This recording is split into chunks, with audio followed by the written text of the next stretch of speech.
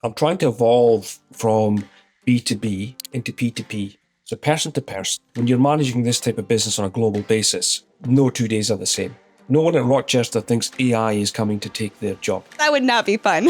I'm in these new tech systems, AI is supporting these companies, but now I'm getting hit with just so many different communications. I'm completely overloaded with text messages, emails. Imagine a situation where all the communications you ever got from companies was of relevance to you. Everybody's got eyes on everything and everybody's responsible for it. You're unsiloing everything. How we can get that into the minds of the seller who's engaging with the customer so the customer can truly understand the value. It's another industrial revolution where man and machine are just going to come together in amazing new ways. Is there an opportunity to completely rethink how we're operating given the tools we have access to? Welcome back to Experts of Experience. I'm your host, Lacey Peace, and Rose, our producer, is here as well. We just got off the mic with Colin Strother, the Executive Vice President of Rochester Electronics. And man, this was a fun episode. Rose, what did you think? I thought it was super cool, and I was introduced to a new term today. I have heard of B2B, obviously, B2C, but I've never heard of P2P. Break that down for me real quick. Yes. So P2P sounds a little funny. Sounds a little bit like inappropriate, to be honest. But P2P means person to person instead of, business to business or business to consumer. And it's a concept that Colin really likes to talk about and kind of wraps a lot of his leadership philosophy around, which is this idea that all business is personal. All business is person to person. Whether you are a massive organization, a small startup, or you're a consumer buying a product, it really doesn't matter. It's based off trust. It's me buying something from you. And if you start to scale out too large with these B2B or B2C terms, you really start to lose the focus of the customer and the person that's at the center of what you're trying to do. So I really love that philosophy. It actually ties into something that I've been thinking about a lot lately, which is this idea that startups tend to do, which is doing things that don't scale. Doing things that don't scale? Like startups don't scale, yes. Intentionally doing things that you can't scale with. How does that work? So I like to give some examples for this. So Airbnb, they used to rent out their own house, their own extra bedroom. I don't even think it was a bedroom that they had. I think it was a couch that they had in their living room that they were trying to make extra money on. That's inherently not scalable. You can't just have a bunch of people sleep on the same couch, right? Or DoorDash, the founders used to actually go run all the DoorDashes on their own before they had any kind of team or any way to scale up the technology that they were using. Reddit used to have all their employees make fake user accounts to engage with threads to make it look like there was more people than there were on Reddit, right? So a lot of these companies start from a place doing things that are unscalable. And there was a story that we hear from Colin in this episode that is not scalable, but it's something that he's done throughout his career, which is going face to face to a potential prospect or a customer and working with them directly. You can't clone Colin and have a bunch of him running around and doing this at scale.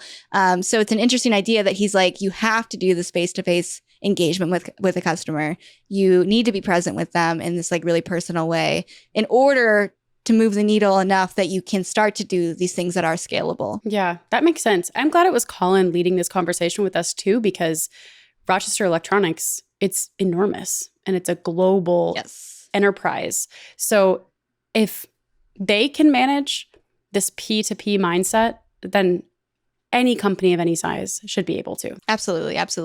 And for those who aren't super familiar with Rochester Electronics, or maybe they've heard the name but don't know what they do, Rochester Electronics is able to produce and manufacture and sell a bunch of semiconductors. So they're producing semiconductors for pretty much all kinds of electronics that we use daily, that you see all around. And they have an inventory of more than 12 billion silicon chips. Is that 12 billion with a B? With a B. Wow. And then 15 billion devices that are packaged. Crazy. It's just these numbers that I'm looking at are wild. So it's a massive organization across the globe. We also talked a lot about change management in this episode, which I appreciated. I think that's change management with the rapid evolution of AI is becoming another corporate buzzword, I think. I'm seeing it everywhere. Yeah. But I really enjoyed listening to you guys talk about getting into the weeds of change management. What actually moves the needle when it comes to integrating new technologies into teams, and especially at scale? Just one, like, to give you guys a little tease, one of the key takeaways that Colin shared that I resonated with a lot was around leadership, and how you as the leader saying, hey, this is the new tool or new technology that we want to implement. You have to have that trust already inherently built in with your team, that they hear you and they're like, well, if Colin recommends that, then I trust him. Then I want to actually try this and implement it. So it's like almost everything in this episode. I mean, we get really technical. Colin shares a lot about the results that he's seen with AI agents, some of the Salesforce tools and products that they've incorporated into their organization. But at the base of all of this, he always brings it back to this human connection and what it takes to be a great leader and a great, customer service provider. So with that, I would like to introduce Colin Strother, the EVP of Rochester Electronics. Here's Colin. Welcome to the show, Colin. I'm so excited for you to be here. Thank you, Lacey. I'm really looking forward to the discussion. Yeah, absolutely. Well, for those who are unfamiliar with Rochester Electronics and unfamiliar with yourself, Colin, could you mind just giving a quick intro? Sure, yeah. Rochester Electronics are a global distributor and manufacturer of semiconductor products.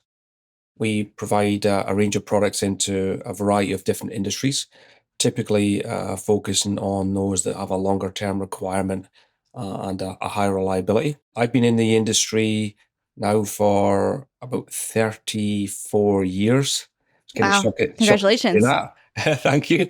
And I've been with Rochester for 18 years. The first 7 was based in the UK and the last 11 here in the US. That's awesome. I'm so excited that you have been at Rochester for so long. Did you start in your career in semiconductors at Rochester, or were you at a different company before that? I was an engineer originally in the company that today are called Plexus.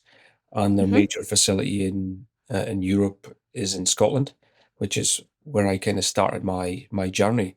And at school in the 90s, Scotland went through a lot of change as a nation. A lot of the heavy industries, coal, steel, shipbuilding, textiles, for example, car production, really kind of sadly shut down.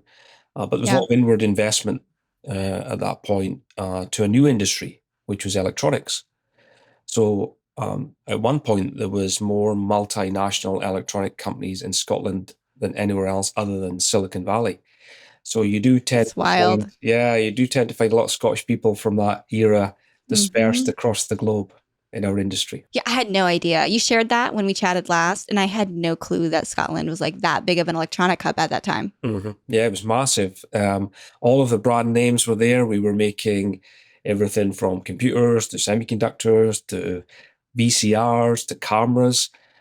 Sadly, as time progressed, and for low cost manufacturing, a lot of the production moved initially to perhaps Eastern Europe and then into Asia, South Asia, China. So today, unfortunately, the industry in Scotland is a shadow of what it once was, and that's really what I guess led to my journey, where when I left the factory as an engineer to move into what was field sales at the time, my territory was East Scotland, believe it or not, and there was a plant making over 1 million cell phones a week at that time. Wow. And then sadly with those industries offshoring, I think we lost 14,000 jobs in 1 week in one town in the industry. Wow. My sales territory became all of Scotland and Northern UK, Northern UK and Ireland, Europe, Middle East and Africa, and ultimately today global. Wow.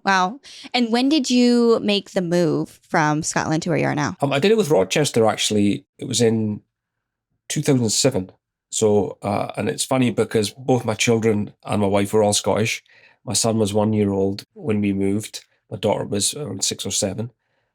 To England, to the Rochester office that is north of London. Yep.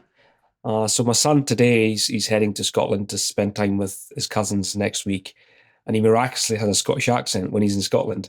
He's never had one in his life before, so it's quite amusing, and I often wonder what it's like for my kids today living in the house here in the US with my wife and I, who speak with a strong Scottish accent, and my kids really don't. Yeah. Oh, that's so fun. So what does your day-to-day look like now at Rochester? Since you started as this like engineer, how did you get to where you are now with Rochester? It's a good question. So from engineering, I moved into field sales, and in those days, and like today, typically companies want someone in sales to also be technical, right? Because you're able to go and engage with customers and talk technically about the product. So that then led itself to some more sales management, sales leadership types of roles where I would manage sales teams across geographies and Europe, for example. When I joined Rochester, I was European sales director, and then by adding facilities in the UK and offices in Europe and expanding it, I was the general manager for Europe, Middle East, and Africa. Wow, that's just wild. What a scope to be in charge of. It's like so many different cultures to really account for. It's an interesting one at that moment, because when you're from the UK and you're doing that type of role, you really do have to leave the UK to cover the customer base. And, although there's a lot of similarities, you're in France and you're in Belgium and you're in Holland and you're in Germany. And back in those days, when I first did it, there was no European Union, there was no euro. So it was not only different languages and cultures, it was different currencies. So I moved to the US in 2014 to run global sales. And that really brought into my remit all of the Americas and Asia, which we break into Asia Pacific and Japan. So really it was a continuation there, and I did the same thing, managing the team, setting up all of the local offices throughout Asia and the Americas, whether it's in North America or Southern Latin America. And through time, there was, I'm always thinking with the customer in mind, Lacey. So there was things where I felt we could perhaps improve on as a company, and I really wanted the opportunity to help. So I picked up marketing. So I was vice president of sales and marketing. And then, other things such as supply chain, actually getting the products from the suppliers into the hands of the customers, and then operations, and then business applications. So today, my role really spans everything from how we engage with the semiconductor companies we represent as their authorized distributor, companies like Texas Instruments, Analog Devices, through to how we receive the product, how we market and sell a product with physical resource, local presence, digital resource, and then how we physically deliver the product from a supply chain.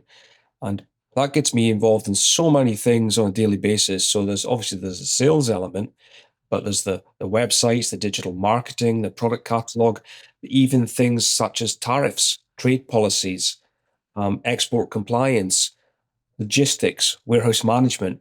So that's really exciting for me, because ultimately, Lacey, my thoughts that customer success, right? How can we be of value to the customer?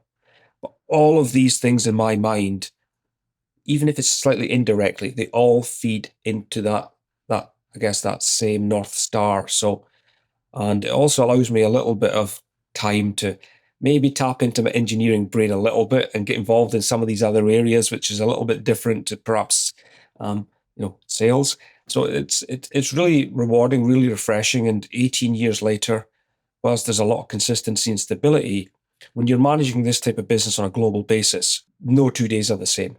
No 2 days are the same. Oh, I bet. What I find fascinating about everything that you've shared is that you sit in this seat where you're seeing this like massive global perspective. And every year it sounds like you've gotten the opportunity to layer on more countries, more people to work with, more products probably to sell, right? And so everything is really at this large global scale, but you're still distilling what you're seeing there down to this like very individualized, how does this affect the customer? Yeah. So it's like from global to personal. Yeah.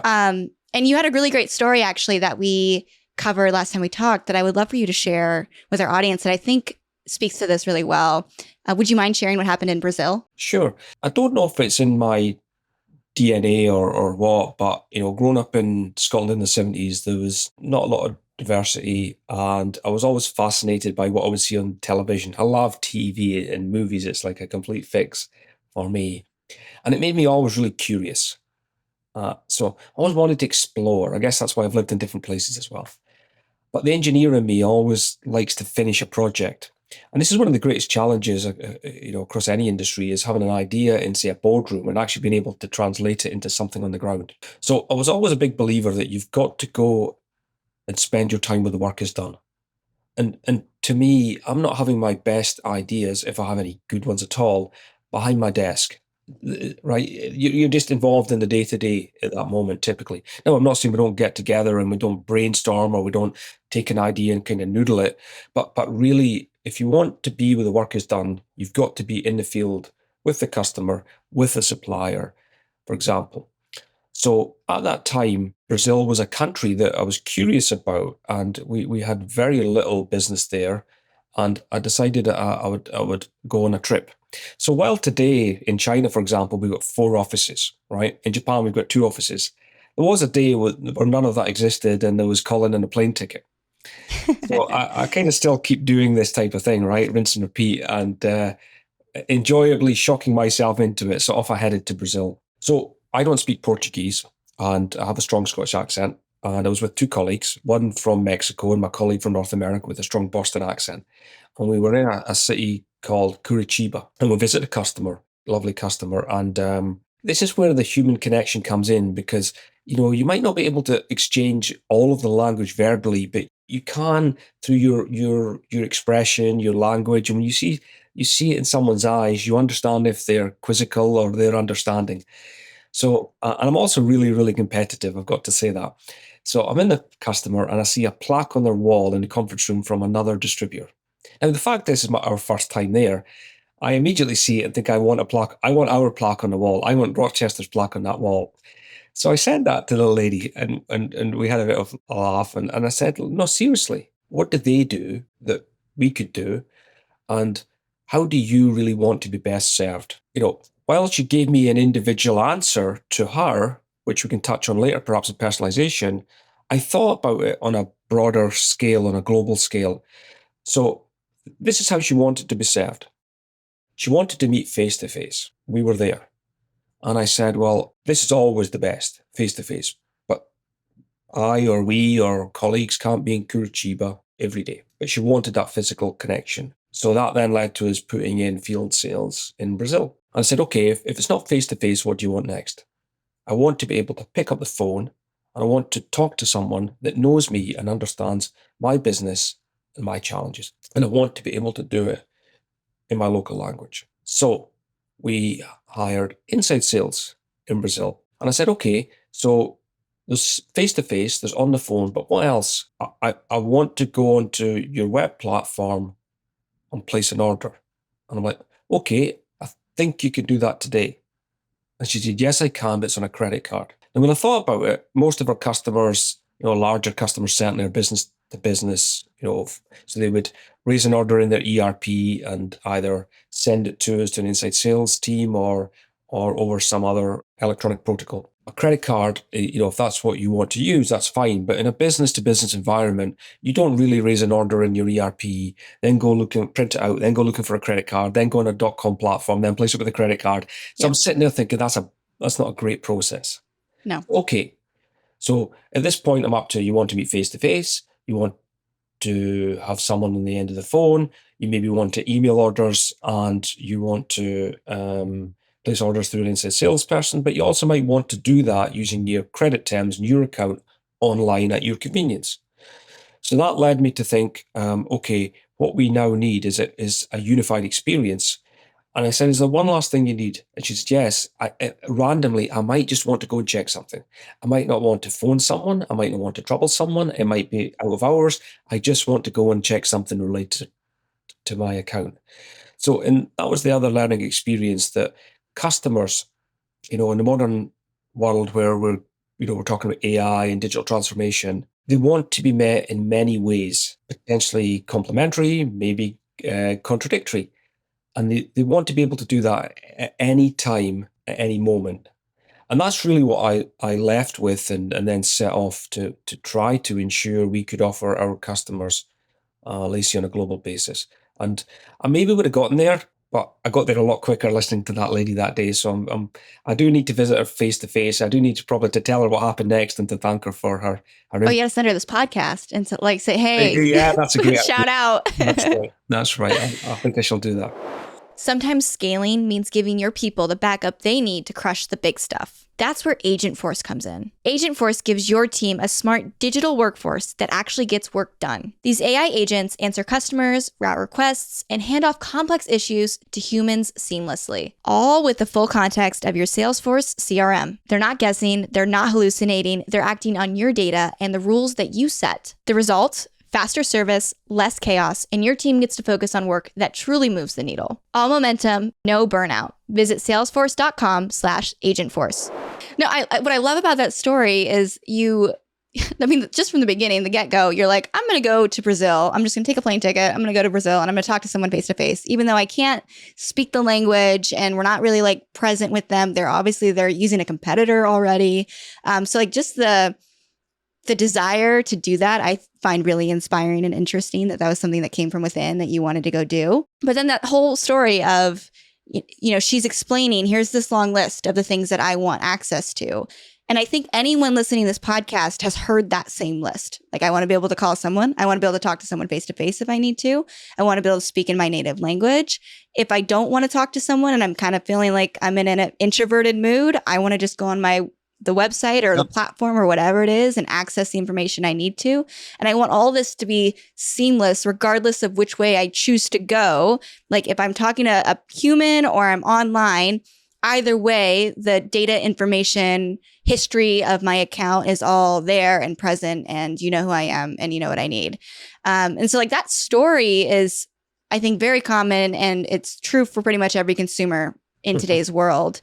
So yeah, I would love to hear kind of like you described a little bit about how Rochester started to apply those lessons that you saw, but do you mind describing like how you started to actually do this, not just for Brazil, but across the board for all your customers? Sure. And it's a strange one because everything first of all, when you relayed the story with Brazil, it kind of like sounds like it was nutty what I did, but I've done, this is all this is how I behave, I suppose. I don't even realize I'm doing it. It's something that I really enjoy. And also the parallel of how we as consumers act, right? I mean, if it was the bank, my nearest branch is in New York. I've visited once in 10 years, for example.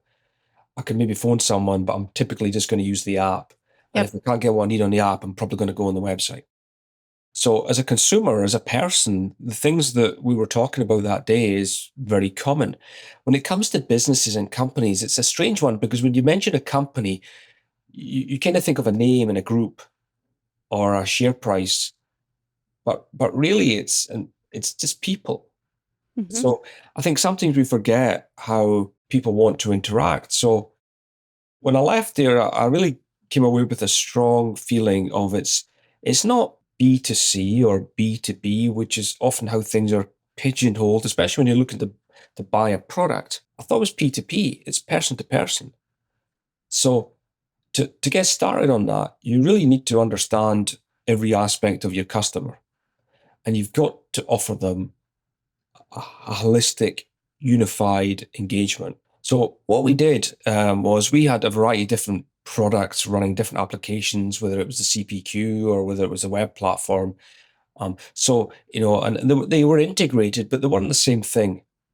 So to answer your specific question in terms of giving that unified experience to a customer online, offline, it's a unified commerce platform. So really it's the same thing. So whether you're talking to an inside salesperson and providing them a list of parts, for example, to provide information on, or whether you want to log in a secure portal and do it yourself, it's a unified experience. Your information is all contained in that one place. Your inside salesperson can see what you're doing. The customer understands that the inside salesperson can see what they're doing. So it really does allow for perhaps, even in a way, you could, as a customer, you could do something online in your convenience, and your inside salesperson, if you chose, could complete it offline in their time zone. So it's this unified experience, and it's all in Salesforce. It's all in one place. So it's not it's not through integrations. It's entirely native on the one platform. And that's a platform where really we capture all information about our customer. So before this combo in Brazil, did you guys have like multiple different technologies you guys were using and trying to integrate together? Yeah, in my wisdom, it's like, it's like any company, you can go through the years with different systems and processes. Absolutely. And at one point, I really felt that, the systems that were in place, certainly from a customer success perspective, were a little bit more back-end IT finance driven. And that's fine because you absolutely need that. But I really wanted to have something that was a lot more user friendly for the seller and a lot more user friendly to engage with the customer. So in my wisdom, I created a lot of custom applications, and they were great because they did exactly what we wanted them to do, and everybody loved them. The challenge was, A, they were not scalable. B, they still had to integrate to other applications. And C, in our evolution, we'd perhaps digitized processes that really should have been revised and improved. Because I think the trick in all of this is with the massive amount of data and applications, etc., we have, you've got to try to have this, I guess it's this kind of law that states, where we're trying to add sophistication, we've also got to maintain simplification.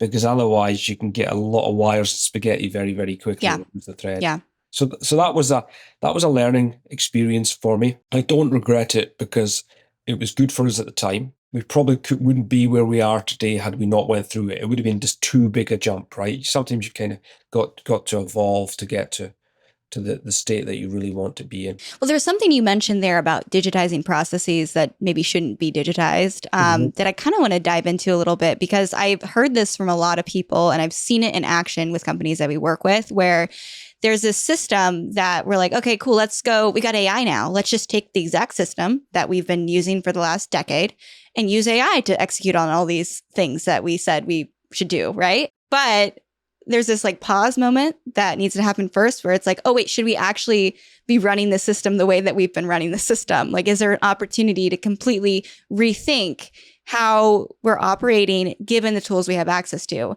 So it's not just like let's have AI copy and paste what we're doing. It's like, how can we rewrite the entire system that we've been working with as technology is improving? So I feel like that's a really valuable point that I wanted to kind of dive into a little bit more with you. Sure. So, when you're looking at an application, say like a Salesforce product, and we're working together and we highlight the challenge or define the problem statement perhaps, and then we talk together about how we can solve it. At that moment, you typically are able to come up with a high level resolution. The challenge is always delivering that, because then you get into all of the data challenges, the change management aspects, for example. So maybe the engineer in me, it's a strange one, because a curiosity to go and investigate new things, drive to go away and do it, but that completer finisher, task oriented nature where I want to see it through to conclusion. Everyone's house has got this drawer that's kind of full of the Scotch tape and the keys and the needles and stuff. Junk drawer, exactly, for sure. Right? So you've really got to fight through all of that, right? Because when you talk about AI, for example, it's only looking to read data effectively and then make a pattern from it, in my view. If what it's looking at is inaccurate or incorrect, it's not magic. It won't give you the answer you're looking for. Or just outdated. It might just be outdated. Yeah. Like maybe it's not wrong. Maybe it's just old data. Yeah. So we have begun our AI journey. Kind of lucked out. So we have a company superhero called Captain Rochester. I did not know this. And we've got comic books and we did videos because, the biggest people say who's the biggest competitor to Rochester. Really what we fight all the time is we fight against unauthorized resellers, because we are an authorized seller of semiconductor products. And quite often we might find in our industry, you might find unauthorized products leads to supply chain security challenges or actually risks on a component level. And semiconductor products are valuable commodities. So, you might end up with substandard products and counterfeit products. So Captain Rochester really was the industry's first superhero to fight counterfeiting. So we kind of retired him at one point, and I was at Dreamforce last year, and I'm sitting there, and it's all about AI agents, and I'm thinking, CAPTAIN? we've lucked out. We've got Captain Rochester. Now he's Captain AI Rochester. AI, yep. So we've introduced him as the industry's first AI superhero. And if you go on rockollect.com today and you ask a question, you're able to ask Captain Rochester a question in native language and get a response. So natural language and get a response versus a bot. And it's fantastic. It's absolutely fantastic. So me personally, when I'm online and I'm searching something, I always read the AI response. But you then have to deduce, is it kind of telling you what you kind of thought it would? Is it kind of correct?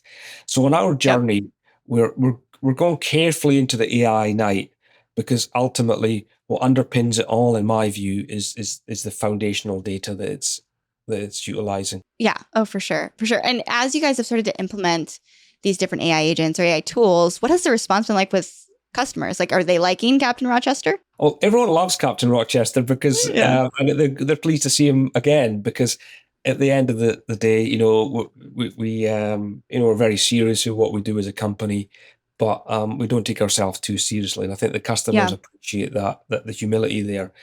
From an AI perspective, there's not been a huge amount of feedback, Lacey, which is a good thing, because sometimes people are nervous of new technology and the feedback might be a little bit negative, perhaps. Absolutely. And that's internal as well. What I've seen is that people just enjoy being able to type a question and get an answer, which kind of sounds crazy, but really what all the AI agent is doing, and ideally not replacing and augmenting, is picking up the phone and talking to someone and getting an answer. You ask a question, you get an answer, right?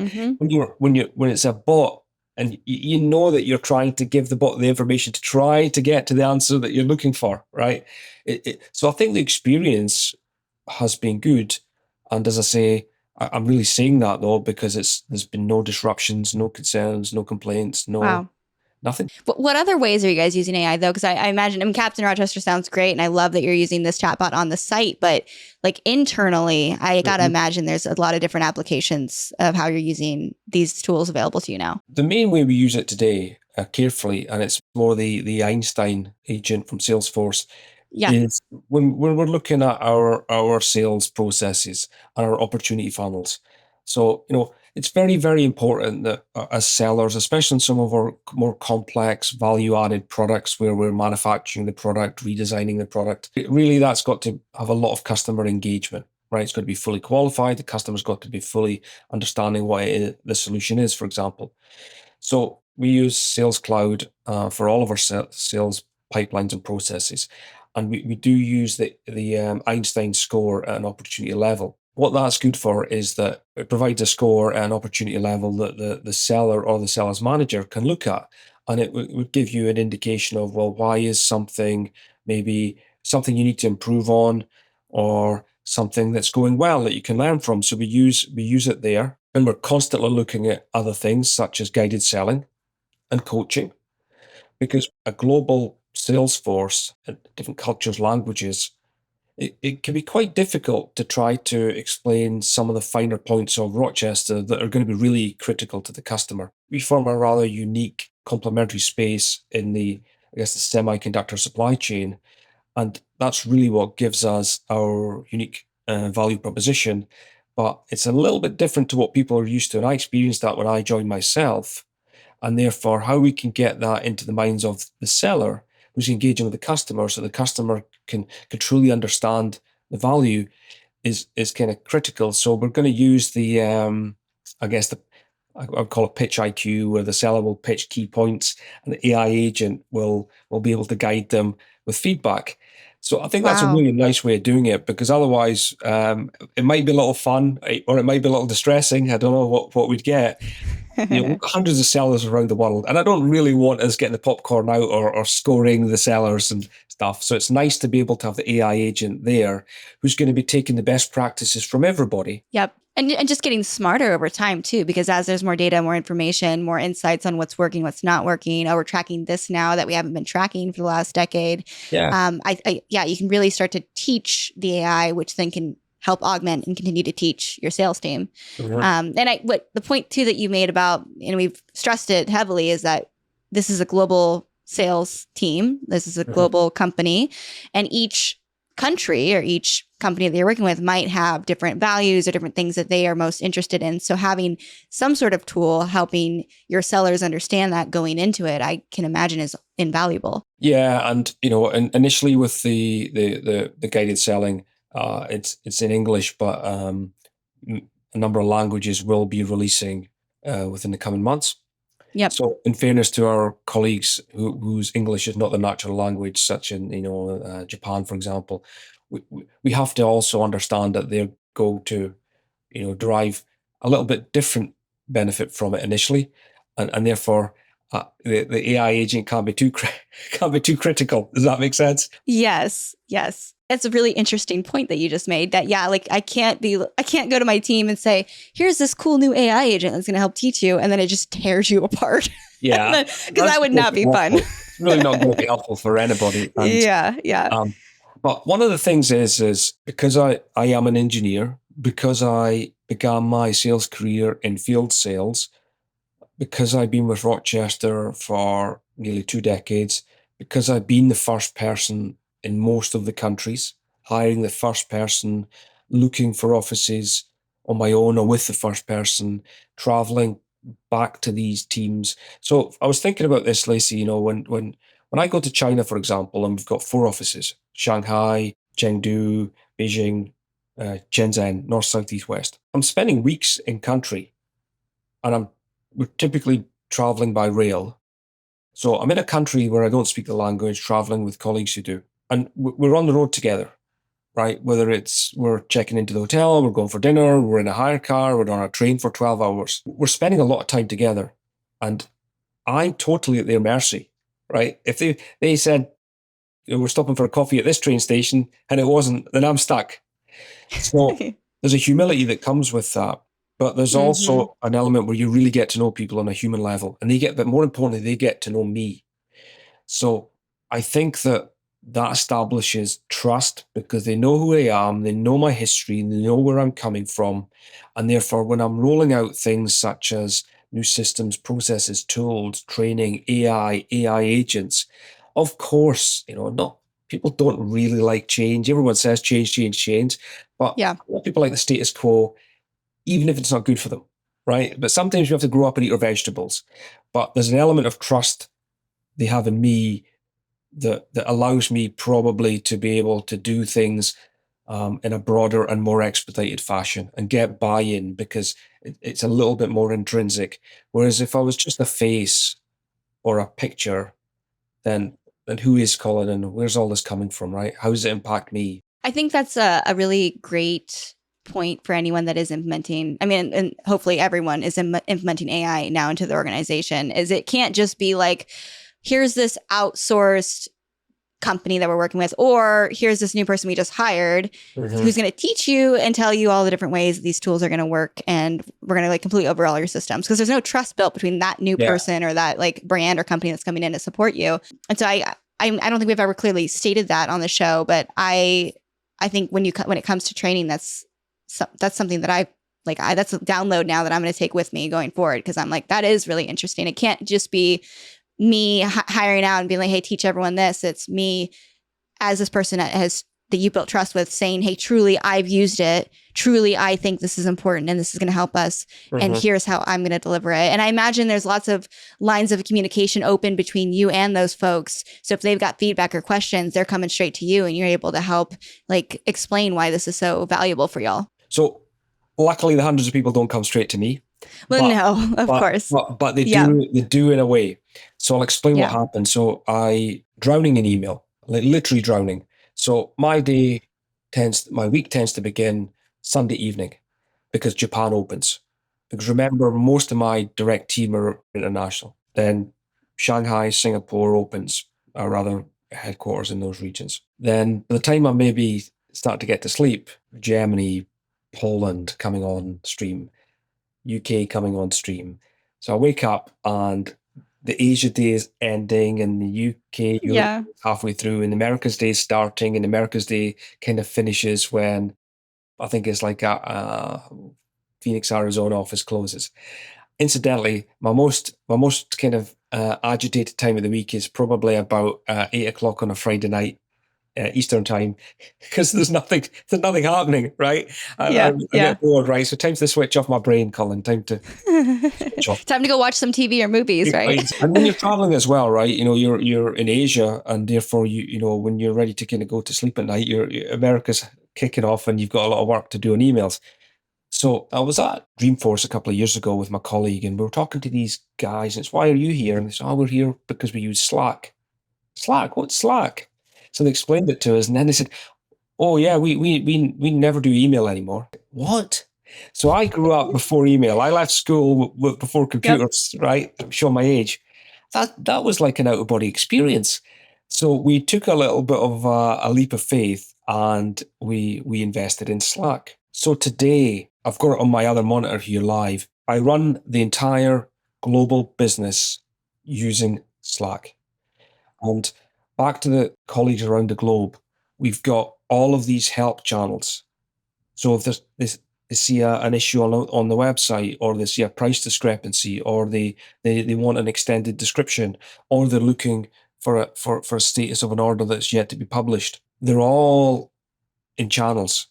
Now, I can choose which ones I want to see, which ones I want to be notified on. I'm not going to reply to the individual elements. I'm not best placed to do that. But what I'm looking for is a theme or a pattern that tells me there's either a problem to be addressed or an opportunity to provide a better solution. But what it's done, it's like, I don't go to Asia and give an update. I may go into an office in Tokyo, and Colin's here with his quarterly update on the business. But I do all the talking in that instance.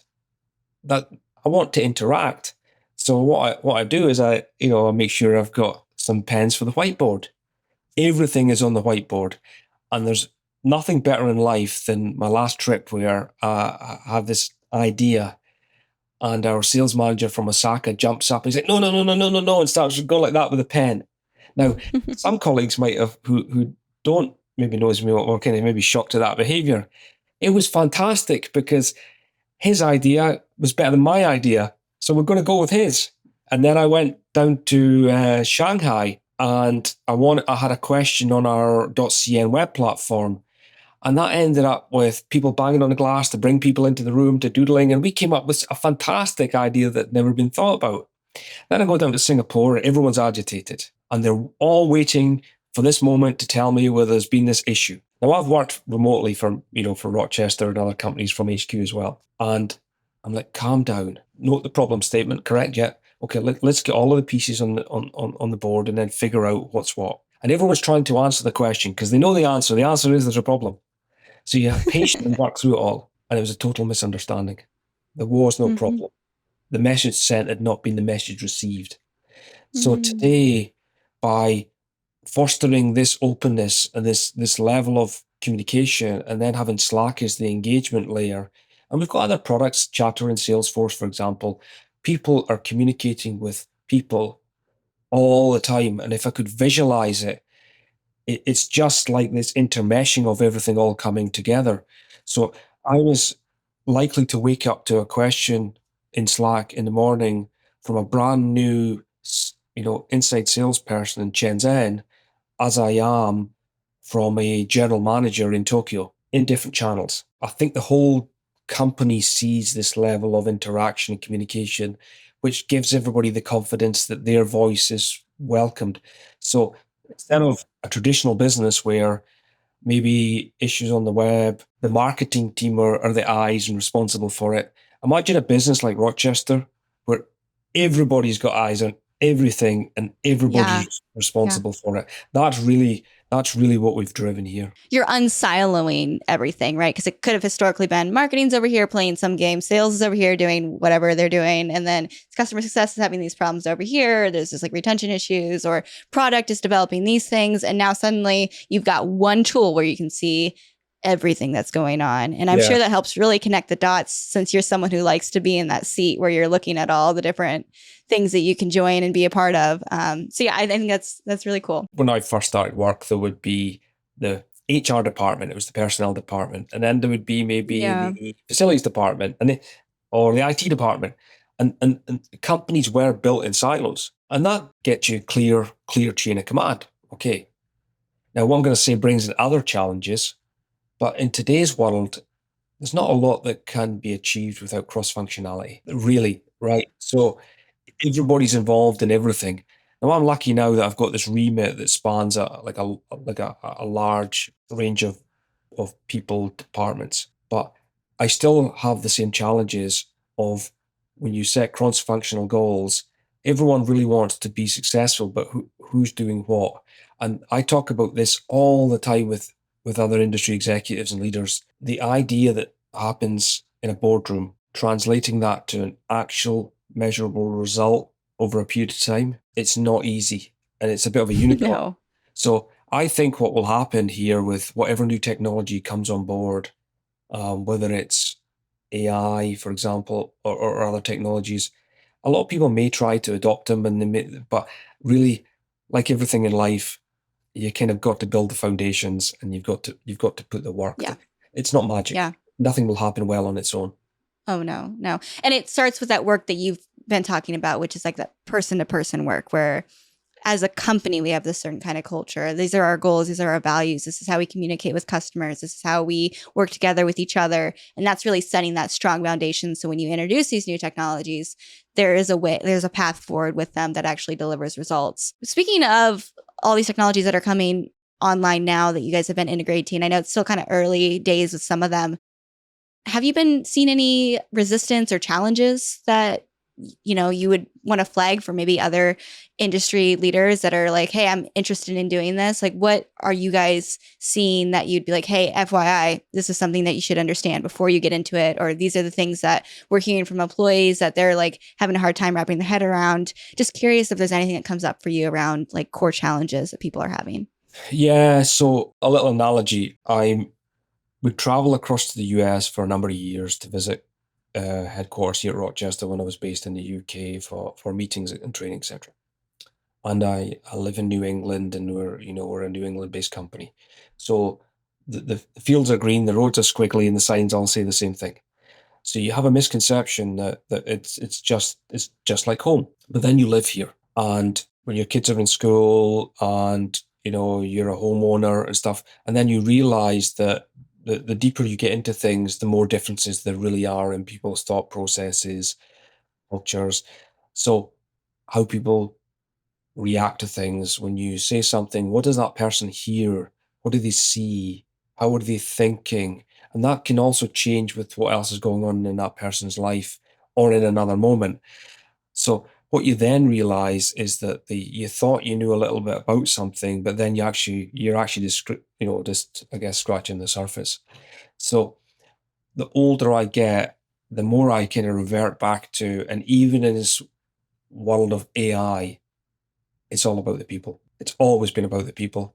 It always will be about the people, because how people code AI agents, for example, will determine on how that agent performs.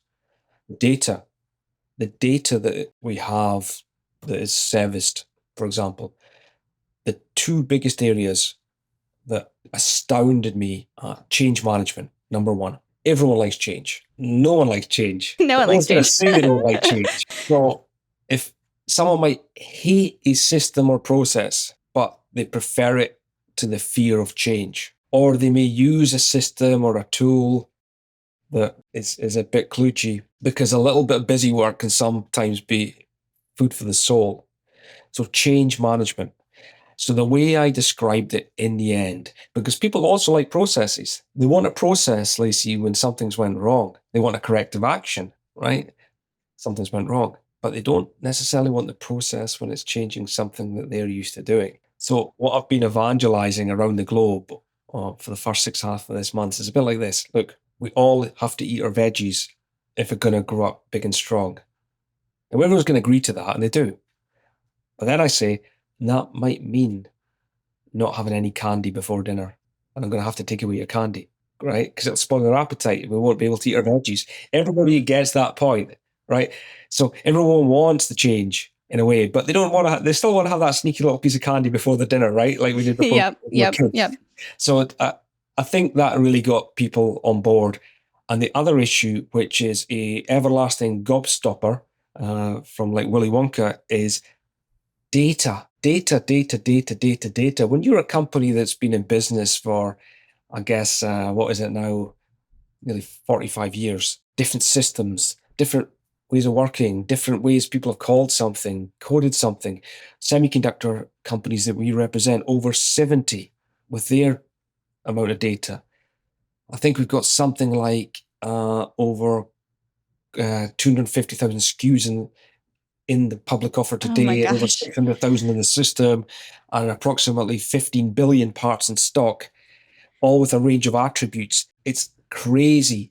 So when you're trying to do things to get things to bring together that customer 360, or to forecast or report or service up clean information for a customer, and it's all these legacy systems, processes, tools that you're bringing into one place, I absolutely underestimated that challenge. And now I see it as a journey that will always need care and attention to keep clean. But I think we're over the hill on that. And if I was to look back, knowing what I now know and we went through, I'm not sure if I'd had the courage to embark on it. But we're here now. Yeah. And I think it's going to leave us in a much better place for our customers moving forwards. I think it's literally going to be transformational for decades, what we're doing today. Well, and it's a lot of good lessons you can pull through for the next decade, right? Where we didn't keep the data clean. We were monitoring it this way. Now moving forward, that could potentially be a challenge in the next decade when there's new technologies or tools. And so you won't have the same struggles, hopefully, at that time. There'll be different struggles because every time there will always be some new thing that gets uncovered. But I've been hearing that same message from a lot of folks about the massive data problem that there is to try to get things integrated into the new systems. Mm-hmm. Absolutely. And if you think of companies, a lot of our customers and suppliers, a semiconductor company acquires another semiconductor company who acquires another semiconductor company. And then you're not even talking about data, you're talking about multiple ERPs. And you're trying to integrate them all together into one instance. But if you keep that customer success as your North Star, and you keep the customer in mind, and and you have the belief, and it can be blind faith, and in my type of position, right, whether it's an engineer, you feel you're able to create something. As a seller, you feel you're able to engage and add value. Or I'm going to jump on a plane and I'm going to fly to a foreign country with my credit card and my phone. Okay, you might think you're a bit naive or foolish, but you've got to have belief. So I've got to believe that I'm able to do it all the way through, right? And everyone's with us now because we're all seeing the benefits of it as customers, as our suppliers, our colleagues. But you're absolutely right, Lacey. Never again will we have all of these drawers full of untidy things, right? It's systems locked down and we've got eyes on it and triggers and alerts. That again was change management because people, I need access to that, Colin. Well, why? Well, I like to go in there every Tuesday morning. It's like, no, I'm sorry, it's not personal. Yeah. You can't, right? You can't. That's been a big thing as well. We all expect fast service now, but inside most companies, speed is still a struggle. It's the approval chains, the handoffs, the who owns what debate. Agentforce cuts through the mess and actually takes action. It talks to your customers, crushes tasks, and keeps things flowing, all based on prompts and rules that you set, so your customers aren't waiting and your team isn't stuck in the weeds. Speed isn't just a nice to have. It's a competitive edge, and Agentforce helps you deliver it 24/7. Learn more at salesforce.com/agentforce. Colin, one of the things that I've noticed with digital transformation is that now as a consumer, like I'm completely overloaded with text messages, emails. It's like, okay, cool. I'm in these new tech systems. AI is supporting these companies, but now I'm getting hit with just so many different communications that a lot of times aren't super relevant to me. And I know you have an interesting idea here on how you guys are doing this with at Rochester to make it more personalized and more relevant to the consumer and customer that you work with. Would you mind sharing that with our audience? Sure. And it all kind of ties back to the lady in Brazil, but I guess people in general. And this is across all areas of the globe and culture. And today as well, in addition to what you say there, Lacey, about the overwhelming amount of data that gets fed into our ecosystem, is a couple of things. There is, bad actors, right? There's hardly a weekend where I speak to my mum in Scotland goes by where she's worried about a text she's received from a bill that's not been paid or a phone call or something, right? So, and it's getting super sophisticated. It's really hard to tell now. It's outrageous, right? And really, really worrying. So the other thing as well is, it's really all about relevance. So I'm trying to evolve from B2B, or I guess we're not a B2C company, into P2P. So person to person. So if I phone someone, a company on something that I may need, it might be a travel thing or whatever else it might well be, you automatically think that that person is like, oh, it's Colin, he's on the phone, and oh yes, I can see his information, right? And when you don't quite get what you're looking for, it makes you feel a little uneasy, right? You're checking, clarifying. So when you think about that mindset in your personal life and how you react, right? So it's about being relevant and adding value. So imagine a situation where the only communications you ever got from companies was of relevance to you. How valuable that would be. You wouldn't have to cut through all the other things and then worry about bad actors, for example. So how do you do that? How do you do hyper-personalization at scale? So for Rochester, with hundreds of thousands of contacts, for example, and customers of varying customer types, vertical markets, languages across the globe. I think we've got something like 12 websites at the minute in different languages. How do you do that? And well, it starts with the data for a start, but how do you do it in a trusted way? So what we do is, I'll say to customers, you can engage with us tactically, or we can try to provide more valuable information, be more of a solution provider. But to do that, you've kind of got to share a little bit with us, so we understand some of your challenges. So we engage with our customers, whether it's, like I said, on the phone, in person, online with the digital conversation, and we try to gather information that they want to provide, that they're comfortable with providing. And then we use that information, which we are able to capture at an individual level, to personalize the content that we provide by return. We're not marrying it to third-party content. We're only replying to you or engaging with you, the customer, on the topics that you have asked to be engaged on and shown interest in. So a great example might be, you might be interested in a certain type of product family for a certain type of application. Once you start to show interest in that, then that's the information that we will provide you. We won't spam you with hundreds of thousands of part SKUs, or it's a knowledge-based article, for example, or the questions that you're asking Captain Rochester. We're gathering all of this information as part of the Customer 360, but it's never for nefarious means. We're keeping the data secure, in a trusted environment, relevant to that individual, in their role, in their segment, at their customer. And with the help of a variety of data products such as Data Cloud and now perhaps AI, we're able to try to provide content that is really relevant to the customer, which then causes the customer to engage again with us and provide more information. So what I'm trying to get to, Lacey, is we can't be there all the time. We can't be there in person all the time. We can't be on the end of the phone all of the time. We're trying to augment everything together with a digital conversation. But because it's all one platform, you call us and you talk to your inside salesperson, and they're able to bring up your information. They see all of this information. So it doesn't feel like you're having a disjointed conversation with someone in person or online or an inside salesperson. It's all got to be the same information. If it's not, me as a person, it might make me feel a little anxious. Do they really understand who I am? Are they really listening to my problem? Makes sense? So hyper-personalization at scale, we have all the right products. We are getting all of the data together in the right areas. If there's data that we feel needs to be cleansed from a previous system, we're not feeding that in, for example. So I really feel that this is something that's going to be really, really valuable to the customer.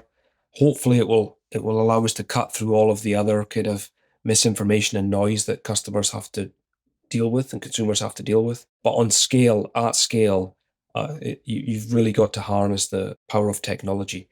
The good news, though, is no one at Rochester thinks AI is coming to take their job, right? They just don't. We've just Well, this morning I was looking at an office lease in Canada. We've created a legal entity and hired a bunch of folks. I'm often accused of being a bricks and mortar person. Not a bad acquisition. I mean, I take think that that's as a great. compliment, Yeah. right? I'm also be accused of being a digital transformation as well. But I just believe it's all about the people. It's all about the people. Yeah. The ideas start with us. The implementation starts with us. The customers, we're interacting. We're trying to do it on an individual person-to-person basis. So that's been a huge reminder to me when I go to a keynote speech and it's about an agent talking to an agent talking to an agent. That's fun, but scary as well, right? People are always going to be behind it all. Mm-hmm. Yeah. Well, and it's all about how do you upskill your team such that they can use those tools, right? It's like, I don't want to replace you. I just want you to be able to use these. And like, we can have AI plus human all the way through. And that way you as a human can focus on the stuff that like actually brings you light and joy and fun in your job role versus the like data management stuff that maybe is a little bit more boring and you don't want to have to spend a bunch of time on, right? So I think there's a lot of places where this human plus AI is way more interesting to me than instead of AI instead of human. Like I'm way more for the human plus AI. I mean, I'm smiling to myself there because hopefully everybody at Rochester understands who I am and where I'm coming from. But I am perhaps a little more critical of field sales because that's a role I've done myself. So if you were having to do the pitch IQ, I might have the wrong name for it. And, would you rather have Colin sitting there critiquing you as a field salesperson, or would you rather have the Captain Rochester AI agent? Make sense? I mean, I would much prefer the AI agent. I don't want you critiquing me, right? Like, that's embarrassing. Yeah. I might too. So that's a great example of where people are using the technology and they're not finding it to be, I guess, something that's going to be troublesome to them. Yeah, absolutely. Well, Colin, I know we've kind of gone through the scope of like your background and what you're doing at Rochester. I'm curious how this has all come together and sort of shaped how you think about CX and I guess business and just customer relationships in general. When I think about it from a leadership perspective, which I think about a lot, there's many different ways of doing things. And the way that I choose to do it or we choose to do it, it may be no better or worse than someone else. But I think it all comes down to authenticity, right? And I walk through airports all the time and, I might want to pick up a book from a next flight and I might stop at I like reading autobiographies and, probably read everything I want to read at the moment. So I might go to the business section and it turns me cold because it's like a new fitness book at Christmas, right? Sorry, a holiday period, right? New fitness book at the holiday period where how different can it be? So you could pick up one of those books on every single trip and it could give you something different, do this in a different way. And when you look at some of the largest look at some of the leaders of some of the largest companies on the globe, and then you read a little about the leadership styles, they're very different. So do you pick one or do you just be yourself? And I think you've got to be your authentic self. And that's where it all starts and ends with me, because I'm not saying that I don't travel around the world and I don't meet with people all the time, or I don't engage in mentorships and stuff like that. Of course I do, whether I'm a mentor or a mentee. And you learn all the time. But who really are you? Because if you're trying to lead a global audience and ask them to have a real sense of purpose and engagement during a time of transformation, and where we're bringing in digital tools, they've got to trust me. Now, I'm not saying I get everything right all of the time. I'm Scottish. We can be a little passionate by nature. But if you're going to give something of yourself to get something in return, people have got to know who you are. So I guess that's it in the end. My leadership philosophy hasn't changed. And openly, it's kind of common sense. Most of this is common sense. Most of everything is common sense. It's really reaffirmed it. So that's a couple of things, Lacey. The reaffirmation that, in my style, it's authenticity, and reaffirmation in this world of transformation. And let's face it, I've been in the technology industry all my working life. So really I'm at the forefront of all of this in one way or another. It's just that really nourishing feeling I have, that warmth I have, that it's all about the people. and there's going to be a place for us, right? There's always going Yeah. to be a place Yeah. for us. I mean, I've Yeah. got kids. One works at Rochester, graduated college. My son's at college. You've got to have that belief that there's going to be a world out there where we're not all going to be replaced. I don't think that's the case at all. I think it's another industrial revolution where man and machine are just going to come together in amazing new ways, right? I really do believe that. Yeah, no, I love that optimistic perspective on this, because we hear in the news so much this like fear, uncertainty, doubt, trying to scare people into like not wanting to embrace these technologies, or the fear as an employee of whether or not you will be replaced. And I love flipping it and saying, I'm so excited for the opportunity that we get as businesses, as people, as individuals, as moms, dads, partners, that these tools are going to like unlock and allow us to do if we choose to learn them and engage with them. And I'd rather choose into that than be afraid and not use them, right? I agree. And, I've seen some amazing leaps in technology in my 30 odd years in the industry. And there's always a debate at our kitchen table about when we were growing up as kids, there was no cell phones and stuff like that. Of course, my kids grew up in a different era. I can't change it. I can't control it. I'm one person. But ultimately, I'm surrounded in the technology that I might complain about. So it's finding the balance, right? So around our kitchen table, we put our phones down, right? But then when we're not at the kitchen table, we're all using them again. So I think at the end of the day, it's up to you as an individual how you're going to use technology, how you're going to embrace technology. But I certainly think it's not something that anybody should be nervous or fearful of. And yes, you're always going to read a story in the newspaper where maybe someone was replaced by an AI agent.